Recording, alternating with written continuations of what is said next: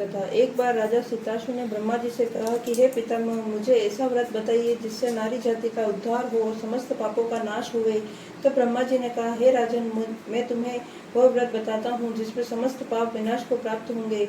वह ऋषि पंचमी का व्रत है, जिसके करने से नारी जाति के तमाम पाप दूर होकर वह पुण्य की भागी होती है। इस संबंध में तुमसे एक पुरातन कथा कहता हूँ, उसे ध्यान पूर्वक सुनो। विदर्भ देश में एक उतंक नाम के सदाचारी ब्राह्मण निवास करते थे। उनकी पतिव्रता नारी सुशीला से एक पुत्री और एक पुत्र का जन्म हुआ। पुत्र सुविभूषण ने वेदों का सागोपांग अध्ययन किया। कन्या का समयानुसार एक सामान्य कुल में ब्याह कर दिया, पर विधि के विधान से वह कन्या विधवा हो गई। तब वह अपने सतीत्व की रक्षा हेतु वह पिता के घर में रहकर जीवन यापन करने लगी। ब्राह्मण सपरिवार गंगा तट पर कुटी बनाकर बालकों को विद्या अध्ययन कराने लगे। एक दिवस कन्या माता पिता की सेवा कर एक शिलाखंड पर शयन कर गई। रात भर में उसके सारे शरीर में कीड़े पड़ गए। सुबह जब कुछ शिष्यों ने उस कन्या को अचानक इस दशा में देखा तो उसकी माता सुशीला को गुरुपुत्री के दुख को बताया। गुरु पत्नी जाकर अपनी पुत्री की दशा देखकर नाना प्रकार से विलाप करने लगी और वह पुत्री को उठाकर ब्राह्मण के पास लाई। ब्राह्मण भी पुत्री की दशा देखकर विधिपूर्वक अति विस्मय और दुखी हुए। तब ब्राह्मणी ने हाथ जोड़कर कहा, महाराज, क्या कारण है कि इस पुत्री के सारे शरीर में कीड़े पड़ गए हैं। तब ब्राह्मण ने ध्यान लगाकर देखा तो पता चला कि यह पूर्व जन्म में भी ब्राह्मणी थी। तो एक दिन रजस्वला होते हुए भी इसने तमाम घर के तमाम बर्तन भोजन सामग्री छू ली थी और ऋषि पंचमी व्रत को भी अनादर से देखा था। उसी दोष के कारण इस पुत्री के शरीर में कीड़े पड़ गए हैं। क्योंकि रजस्वला रजोधर्म वाली नारी प्रथम दिन चंडालिनी के बराबर व दूसरे दिन ब्रह्मघातिनी के समान व तीसरे दिन धोबिन के समान शास्त्र दृष्टि से दूषित मानी जाती है। तुम्हारी कन्या ने ऋषि पंचमी व्रत के दर्शन अपमान के साथ किए इससे इसका ब्राह्मण कुल में जन्म तो हुआ, पर शरीर में कीड़े पड़ गए हैं।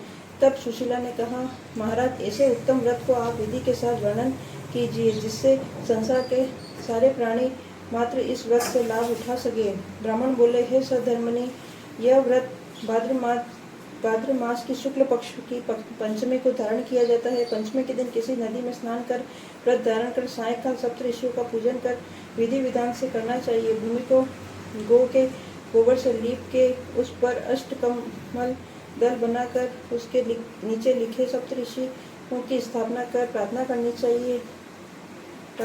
चाहिए। महर्षि कश्यप, अत्रि, भारद्वाज, विश्वामित्र, गौतम, जमदग्नि और वशिष्ठ महर्षियों की स्थापना कर आचमन, स्नान, चंदन, फूल, नैवेद्य आदि से पूजन कर व्रत फल की कामना करनी चाहिए। इस व्रत को करके उद्यापन भी विधि पूर्वक करना चाहिए। चतुर्थी के दिन स्नान के दिन एक बार भोजन करके पंचमी के दिन व्रत प्रारंभ करें। सुबह नदी या जलाशय में स्नान करके गोबर से लीप कर के सर्वतोभद्र चक्र बना के उस पर कलश स्थापित करें। कलश के कंठ में नया वस्त्र बांधे पूजा सामग्री एकत्र कर अष्टकमल दल पर सप्त ऋषियों की स्वर्ण प्रतिमा स्थापित करें। फिर षोडशोपचार से पूजन कर रात्रि को पुराण का श्रवण करें। फिर सुबह ब्राह्मण को भोजन कराकर दक्षिणा देकर संतुष्ट करें। इस प्रकार व्रत तथा उद्यापन करने से नारी सुंदर रूप लावण्य को प्राप्त होकर सौभाग्यवती होकर इस धन पुत्र से संतुष्ट हो अंत में देवलोक को प्राप्त होती है। एक बार धर्मराज युधिष्ठिर ने भगवान श्री कृष्ण से कहा, हे जनार्दन, कृपा कर आज आप मुझे उस व्रत को विधि सहित बतलाइए जिसके करने से नारी जाति अनेक पापों से मुक्त होकर अनेकों यज्ञों का पुण्य प्राप्त कर अंत में भगवान विष्णु आदि देवताओं के लोक में निवास करती हैं। मुझे इस कथा के विषय में विस्तार से समझाइए। तब भगवान श्री कृष्ण बोले, हे धर्मराज, भाद्रपद शुक्ल पक्ष की पंचमी को सप्त ऋषियों का ऋषि व्रत कहते हैं। इस व्रत के करने से स्त्री रजस्वला से मुक्त होती है। अर्थात रजस्वला स्त्री किससे जाने अनजाने में अनेकों त्रुटियां हो जाती हैं। उन त्रुटियों के कारण से नारी को जीवन में अनेकों कष्ट उठाने पड़ते हैं। उन कष्टों के निवारणार्थ यह ऋषि व्रत किया जाता है। यह अत्यंत पावन व्रत है। इसको अत्यंत पतिव्रता के साथ करना चाहिए।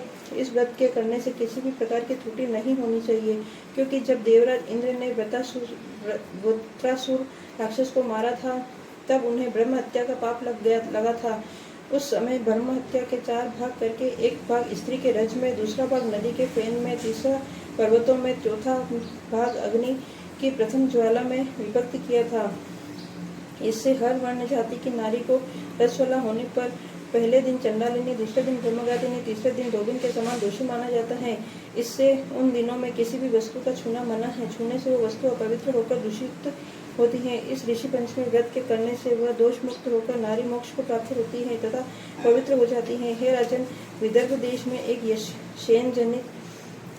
शेनजित नाम का अत्यंत प्रतापी, यशस्वी तथा न्यायप्रिय राजा था। उसी राज्य में एक सुमित्र नाम का विद्वान ब्राह्मण था। उसकी पत्नी, जिसका नाम जयश्री था, ऋषि कार्य में वह अचानक रस वाला धर्म को प्राप्त हो गई और वह समय अनुसार भोजन आदि प्रति वस्तु छूती रही। इस प्रकार समय पूरा होने पर दोनों ही पति पत्नियों की मृत्यु हो गई। मरने के बाद पुनः जन्म में ब्राह्मणी को कुतिया का जन्म मिला तथा ब्राह्मण को बेल का जन्म मिला तथा अपने तप के प्रभाव से दोनों को अपने पूर्व जन्म की पूरी बातों का स्मरण था।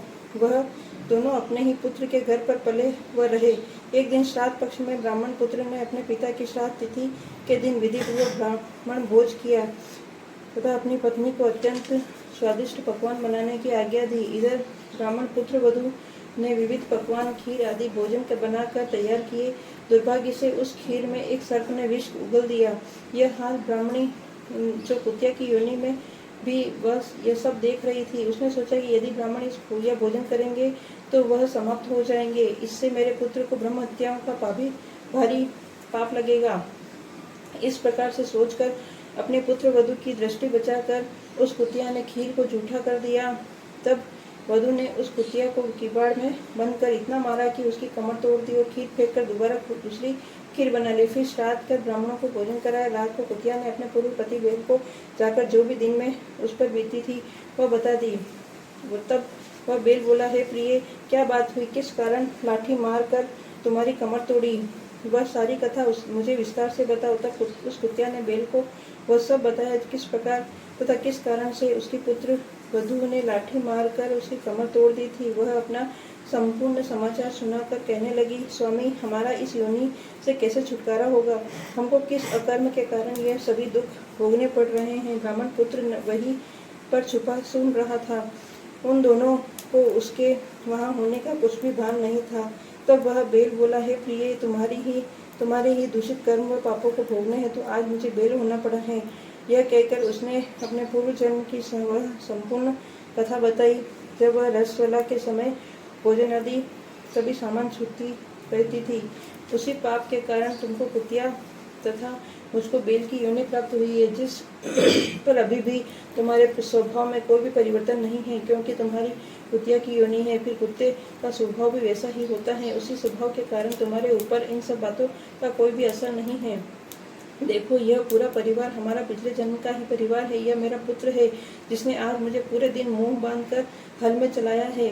घर पर इसकी पत्नी ने मेरे नाम का ही श्राद्ध किया है और मेरे ही नाम से ब्राह्मण भोज कराया है, जबकि प्रातः से मैं निरंतर हल में चल रहा हूँ। अभी तक मुझे खाने को चारे का एक तिनका भी नहीं दिया है। यह सब तेरे उस दुष्कृत्य का ही प्रभाव है। उन दोनों की पूरी बात सुनकर उसको बहुत कष्ट हुआ। वहां से आकर उन बेल एवं कुतिया दोनों माता पिता को भोजन देकर वह अत्यंत दुखी हो वन को चला गया। वह तलाश करते हुए वहाँ एक ऋषि आश्रम पर पहुँचा।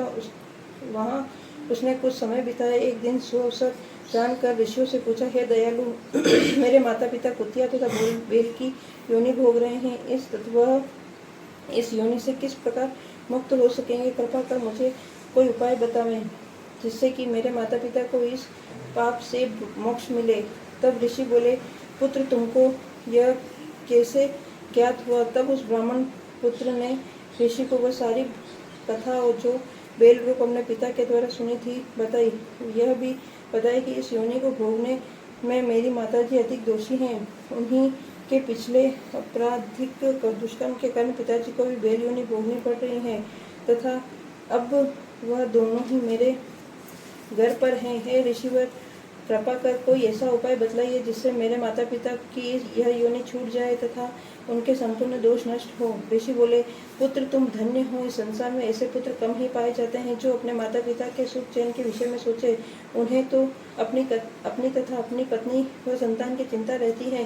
तुम्हें अपने माता पिता की मुतात्मा की मुक्ति हेतु सोचकर हमको आह्लादित कर दिया।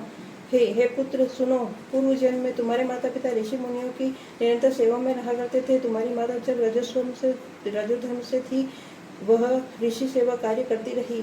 उस समय उसके द्वारा छू जाने पर वाली हर वस्तु दूषित हो गई। इस प्रकार ऋषियों का पर भी प्रभाव पड़ा। तब उनको ऋषियों ने गुप्त रूप से श्राप दिया। उसी से तुम्हारे पिता ने बेल तथा माता ने कुतिया का जन्म पाया है।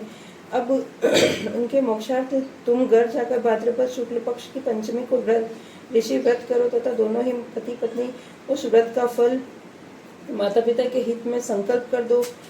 तब वे इस पशु योनि से मुक्त हो जाएंगे तथा स्वर्ग में वास करेंगे। तब इस व्रत तथा पुण्य कार्य में तुम्हारे माता पिता के आशीर्वाद से तुम भी कृत होंगे। तुम्हारा कार्य भी निष्फल न होगा।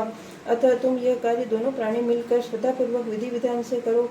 ऋषियों की बात को सुनकर ब्राह्मण पुत्र अपने घर आया तथा पत्नी को संपूर्ण समाचार बतलाया। पत्नी की सहमति से दोनों ने उस व्रत को भाद्रपद मास की शुक्ल पक्ष पंचमी को अत्यंत श्रद्धा भाव से विधि पूर्वक किया तथा पंडित जी को बुलाकर उस व्रत फल का संकल्प अपने माता पिता के लिए किया, जिसके प्रभाव से वह दोनों ही अपनी पशु योनि से मुक्त हुए तथा विमान द्वारा देवलोक को प्रस्थान कर गए। हे राजन, जो नारी इस व्रत को संपूर्ण विधि के साथ अत्यधिक श्रद्धा भाव से पालन करती है तथा सप्त ऋषियों का पूजन आदर सहित करती है, वह भयंकर रसवला दोष से मुक्त होकर धन्य धन्य पुत्र पुत्रादि का सुख भोगती है, सौभाग्यवती होकर अमर पद को प्राप्त करती है। इसलिए इस व्रत के करने से नारी जाति का समस्त पापों से उद्धार हो जाता है। यह विशेषकर नारी के उपयोग का ही व्रत है। पितृ आत्म दृष्टि हेतु दंपति भी कर सकते हैं। जो फल अनेकों तीर्थों के करने से प्राप्त होता है, वही फल एक बार इस व्रत के करने से प्राप्त होता है। हे युधिष्ठिर, इस व्रत का वरदान फल होता है।